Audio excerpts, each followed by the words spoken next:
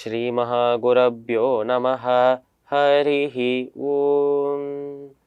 सदाशिवसमारम्भां शङ्कराचार्यमध्यमाम् अस्मदाचार्यपर्यन्तां वन्दे குருபரம்பராம். ஜெம் டிவி நண்பர்களுக்கு என்னோட வணக்கங்கள். இன்றைய நாள் அனைவருக்கும் இனிய நாளாக அமைய எல்லாம் வல்ல இறைவனை வேண்டி இன்றைய எம்மடமும் நம்மடமே நிகழ்ச்சிக்கு செல்வோம். இன்னைக்கு நம்ம லலிதா சஹஸ்ரநாமத்திலேருந்து ஒரு ஸ்லோகத்தை அர்த்தத்தோட பாட்டுட்டு நேற்றைய தினத்தின் நீதிக்கதையின் தொடர்ச்சியை காணலாம். இச்சாசக்தி ஞானசக்தி கிரியாசக்தி ஸ்வரூபிணி சர்வாதாரா சுப்ரதிஷ்டா சடசத்ரூபதாரிணி. இந்த ஸ்லோகத்திற்குண்டான விளக்கம். இச்சாசக்தி ஞானசக்தி கிரியாசக்தி ஸ்வரூபிணி, இது ஒரே நாமம் தான். இவ்வளோ பெருசாக இருந்தாலும் இது ஒரே நாமம்.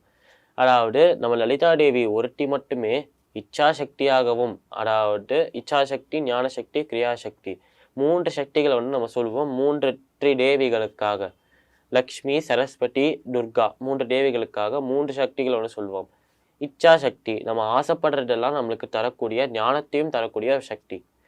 ஞானசக்தி அது நம்மளுக்கு ஞானத்தை தரும். இச்சாசக்தி நம்ம ஆசைப்படுறதெல்லாம் தரும். கிரியாசக்தி நம்மளுக்கு வாக் விசேஷத்தை பேச்சை நல்லா தரக்கூடிய ஒரு சக்தி கிரியாசக்தி. அது மட்டும் இல்லாமல் தைரியத்தையும் தரும், தைரியமாக பேசக்கூடிய சக்தியும் தரும். அதனால இச்சாசக்தி ஞானசக்தி கிரியாசக்தி மூன்று சக்திகளின் ஸ்வரூபமாக இருக்கலாம் லலிதா தேவி. இல்லைன்னா தெரியாதுனா இந்த மூன்று சக்திகளுக்கும் தலைவியாக இருந்து ஆதிசக்தியாக இருக்கலாம் லலிதா தேவி. அந்த சக்தியை வணங்கினாலே இதெல்லாம் நமக்கு கிடைக்கும். சர்வாதாரா சுப்ரதிஷ்டா, சர்வாதாரா எல்லாத்துக்குமே ஆதாரமாக இருக்கலாம் லலிதா தேவி. படைக்கப்பட்ட எல்லா விஷயங்களுமே இது நிஜமாலே உண்மையா இல்லை மாயையா, இது நிஜமாலே படைக்கப்பட்டிருக்கா, யாரால படைக்கப்பட்டிருக்கு அப்படின்னு ஒரு டவுட் வந்தால் அந்த டவுட்டை விளக்கக்கூடிய ஆதாரமாக நம்ம லலிதா தேவி இருக்கலாம். சர்வாதாரா சுப்ரதிஷ்டா, ஒரு நல்ல நிலையில இருக்கலாம் லலிதா தேவி. ஒரு நல்ல இடத்துல ஸ்தானத்துல இருக்கலாம் லலிதா தேவி. சடசத் ரூபதாரிணி, அதாவது வெறும் உண்மை மட்டுமே 100% உண்மையின் ஸ்வரூபமாக இருக்கலாம் லலிதா தேவி. மற்றவா எல்லாத்தையும் போய் போனால் மனிதர்கள் அப்படின்னு சொன்னாலே போய் ஒரு வாழ்க்கையில் ஒரு வாட்டியார் போய் சொல்லியிருப்பான் மனிதர்கள்.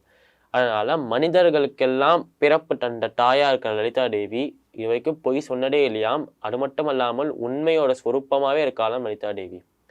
இந்த ஸ்லோகத்திற்குண்டான விளக்கம் இதுதான். இப்போ நம்ம நேற்றைய தினத்தின் நீதிக்கதையின் தொடர்ச்சியை காணலாம். இந்த சிறுவன் முதல்ல பேசிட்டு இருந்த சிறுவன் ஆற்றுல குடிக்கிறான், நீந்தி போறான் கம்பளி கிட்ட. இப்போ அவன் கம்பளி கிட்ட போனதுக்கப்புறம் அதை நல்லா கையால் கட்டி பிடிச்சிட்டு அப்புறம் அப்படியே நீச்சல் அடிச்சு திருப்பி வந்துடலாம் அப்படின்னு நினைக்கிறான்.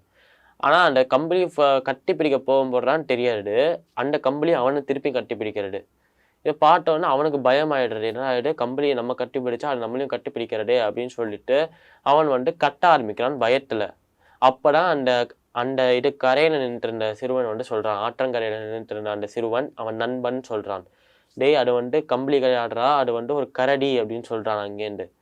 அப்போ தான் இந்த கட்டி பிடிச்சுட்டு இருக்க சிறுவன் தலையை தூக்கி பார்த்தா கரடியோட முகம் அவனை பார்த்து சிரிக்கிற மாதிரியே இருக்கு அவனுக்கு. இப்போ என்னன்னா அவனை கட்டி பிடிச்சிட ஒரு கரடி தான். ஆனால் என்னவோ அவனை மரணமே கட்டி பிடிச்ச மாதிரி இருக்காம் அவனுக்கு. ஏன்னா இப்போ அந்த நீரோடே வர்றது, வாட்டர் ஃபால்ஸ் வர்றது கொஞ்சம் தூரத்தில். அதனால அந்த வாட்டர் ஃபால்ஸில் கீழே விழுந்தா அவனும் விழுவான், அவன் மேலேயே தான் இந்த கரடியும் விழுவான். அப்போ அவன் இறந்து போயிடுவான். அதனால நான் சாவ போகிறது நிச்சயம் அப்படின்னு சொல்லிட்டு சோகத்தில் இருக்கான் இவன். இந்த மாதிரி இருக்கும்போது அவன் நினச்சிட்டு தான் அப்படியே நடக்கிறது. அவன் அப்படியே மிதந்தே போகும்போது அவன் நண்பன் கிட்ட உதவி பண்ண கேட்குறான். ஆனால் அவன் நண்பன் அந்த கரையிலேருந்து சொல்கிறான் இவன்கிட்ட, நான் உன்கிட்ட அப்போவே சொன்னேன் அது கம்பளி மாதிரி தெரியல, வேண்டாம் போகாதுன்னு, நீ தான் போனேன். அதனால் என்னால் இப்போ உனக்கு எந்த உதவியும் பண்ண முடியாது. ஏன்னா உன்னை இந்த கரைக்கு கூப்பிட்டு வரலாம், நான் அங்கே வந்தேன்னா என்னையும் அந்த கரடி பிடிச்சிக்கும். உன்னை மட்டுமே இழுத்துட்டு வரலான்னு பார்த்தா கரடியும் உன் கூடயே வந்துடும். ஆனால் எப்படி பார்த்தாலும் எனக்கும் அது ஒரு இது தீங்காக அமைஞ்சிடும். அதனால மன்னிச்சிடு அப்படின்னு சொல்கிறது அந்த நண்பன். இந்த நீதி என்னன்னா, அந்த முதல்ல அந்த ஆற்றில் குடித்தான்ல அந்த சிறுவனை நம்ம ரூபமாக வச்சுக்கலாம், நம்மளோட இது ரெப்ரசன்டேஷனாக வச்சுக்கலாம். இந்த கரையில் நிற்கிற இந்த சிறுவன் இந்த நண்பனை கடவுளாக வச்சுக்கலாம். அந்த கம்பளியாக இருக்கிற அந்த கரடியை ஆசைகளாக வச்சுக்கலாம். எப்போ நம்ம போய் ஆசைகளை கட்டி பிடிக்கிறோமோ அப்போ ஆசைகளும் நம்மளை கட்டி பிடிக்கும். நம்ம என்னதான் கையை விடணும்னு நினைச்சாலும் அந்த ஆசைகள் நம்மளை விடாது, நம்ம கூடயே தான் இருக்கும் கடைசி வரைக்கும். அதனால நம்ம ஆசைகள் தான் வேணும், கடவுள் வேண்டாம் சொல்லிட்டு நண்பனை விட்டுட்டு கரடி கிட்ட போறோமோ, அதாவது கடவுளை விட்டுட்டு ஆசைகள் பின்னாடி போறோமோ, அப்ப கடவுளால என்ன பண்ண முடியும்? அந்த நண்பனால என்ன பண்ண முடியும்? அதனால நம்ம முதல்லேருந்தே அந்த நண்பன் கூடயே இருந்து, கடவுள் கூடயே இருந்து ஆசைகள் வேண்டாம், கரடியே வேண்டாம் அப்படின்னு சொல்லிட்டு கரடியை போக விட்டுட்டோம்னா, நம்ம வாழ்க்கையில நம்ம அந்த நண்பனோட, கடவுளோட சந்தோஷமா இருக்கலாம். இந்த நீதிக்கதை நீதி இதுதான். மீண்டும் நாளை சந்திப்போம். நன்றி, வணக்கம்.